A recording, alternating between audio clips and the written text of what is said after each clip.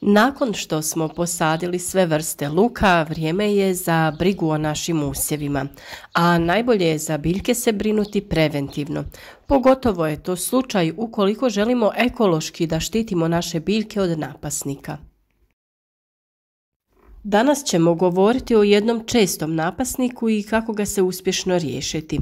Ličinka lukove muhe čini velike štete u nasadima crvenog luka, češnjaka, poriluka i može u potpunosti uništiti mladi usjev. Nažalost, vrlo često se susrećemo sa štetama koje izaziva ličinka lukove muhe.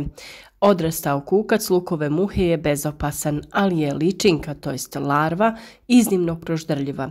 Ovo je štetnik raznih vrsta lukova, crvenog luka, češnjaka, poriluka, ljutike. On napada i cvijeće koje ima lukovice poput tulipana. Najveće štete izaziva na crvenom luku. Pojedinih godina dolazi do masovne pojave lukove muhe i velikih šteta u nasadima luka. Kako bi se uspješno izborili sa ovim i drugim štetnicima u vrtu, zapratite naš kanal. Pratite naše savjete za uzgoj raznog voća i povrća. Svaki dan novi video savjet koji prati neophodne radove u vrtu.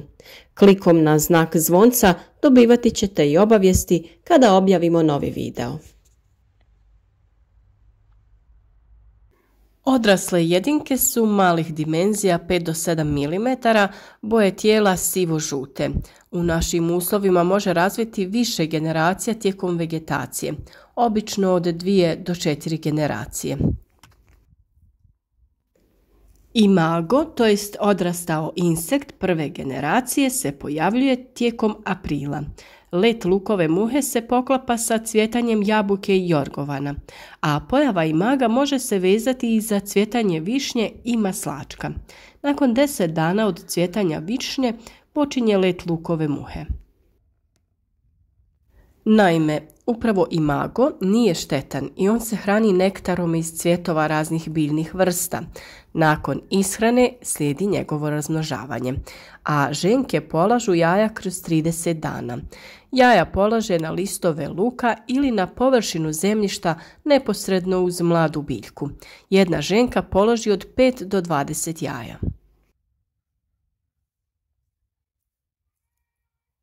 Do samog izlijeganja ličinki iz jaja dolazi poslije 4 do 6 dana pri temperaturi od 20 stepeni i vlažnosti zraka oko 65 stepeni.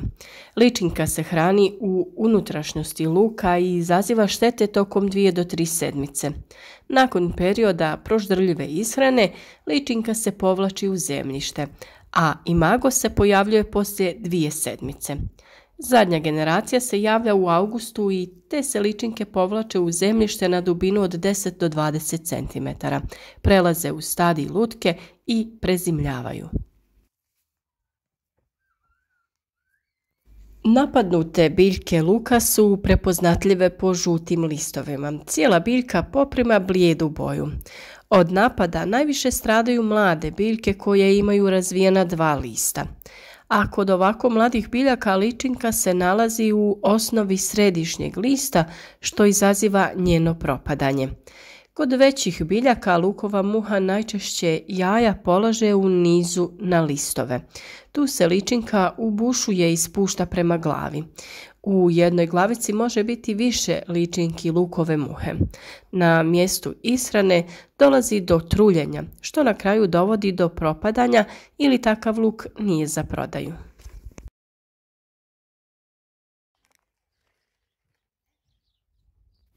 Mjere zaštite luka potrebno je provoditi tokom cijele vegetacije. Crveni luk i druge lukove ne saditi na istom mjestu tokom 4 godine. Treba poštovati plodored. Luk bi trebalo i saditi na udaljenost od najmanje 400 metara od susjednih nasada luka i mjesta gdje su bili prošlogodišnji nasadi luka. A ono što je svakako dobro je da pored sadite biljke koje svojim mirisom tjeraju lukovu muhu. Takve biljke su kamilica, mrkva, celer, menta i paradajz. Najčešće se na gredici sade crveni luk i mrkva koji se uzajamno štite od štetnika. Crveni luk štiti mrkvu od mrkvine muhe, a mrkva štiti crveni luk od lukove muhe. U zaštiti od lukove muhe koriste se biljke i tvari koje se odlikuju jakim mirisom. U zaštiti luka najbolje se pokazao pepeo, pelin, duhan i paprika samljevena u prah, paradajz, maslačak, ružmarin, menta, četinjače i mnoge druge biljke. Pepeo od drveta se od davnina koristi u zaštiti luka od lukove muhe. Gredicu nakon sadnje luka možete posuti pepelom. Usjeve je potrebno posuti pepelom, a djelomično i biljke. Posipanje je potrebno ponoviti svakih 20 do 30 dana zbog većeg broja generacija lukove muhe. Zbog utjecaja pepela na pH vrijednost zemljišta nemojte pretjerivati sa količinom. U zaštiti od lukove muhe možemo posipati nasad smjesom koju pripremamo od 200 g pepela, u što dodajemo po 1 čajnu kašiku praha duhana i praha od paprike koja je sitno samljevena. Sve to dobro se pomiješa, a ova količina je dovoljna za posipanje otprilike 1 kvadratnog metra. Ono što nam također može biti korisno je pripravak od maslačka. Za pripremu koristi se korijen maslačka, otprilike 200 g korijena prelije se sa ključalom vodom.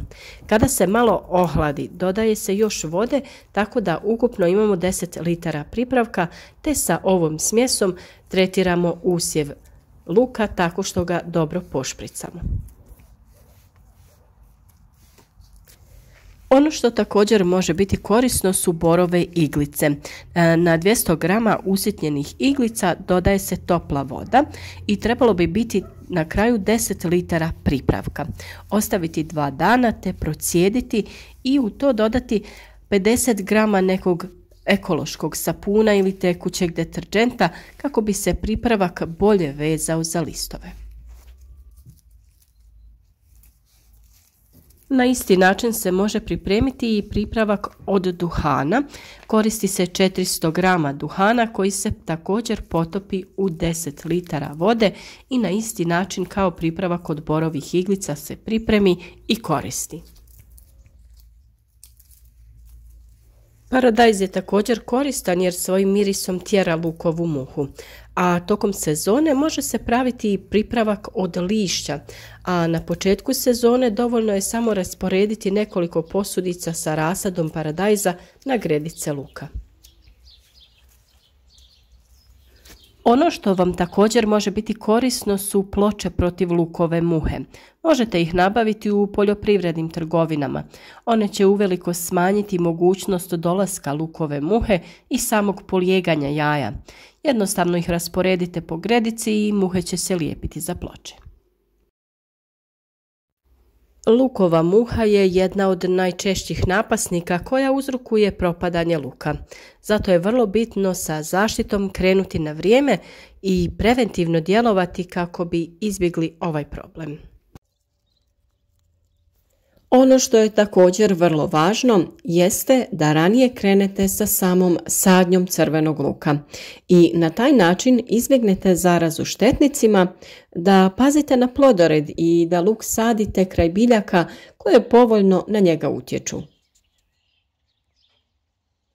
Imate poseban video na temu zašto su mrkva i luk idealni susjedi, a potražiti ga možete na našem kanalu. Zaštita pepelom od same sadnje je vrlo bitna, na taj način biljka će biti zaštićena jer će ojačati i biti otpornija. Svakako isprobajte ove savjete kako bi ova sezona uzgoja bila što uspješnija. Pratite naše svakodnevne savjete. A podržite naš rad tako što ćete neke od videa podijeliti sa vašim prijateljima kako bi što više ljudi iskoristilo ove korisne savjete. Ostavite like na video koji vam se sviđa i naravno javite nam se u komentarima da znamo od kud nas to sve pratite. Podijelite vaše neke uspješne savjete u uzgoju biljaka ili pitajte nešto što vas zanima. U svakom slučaju svaki dan se družite s nama i uzgajajmo zdrave biljke zajedno.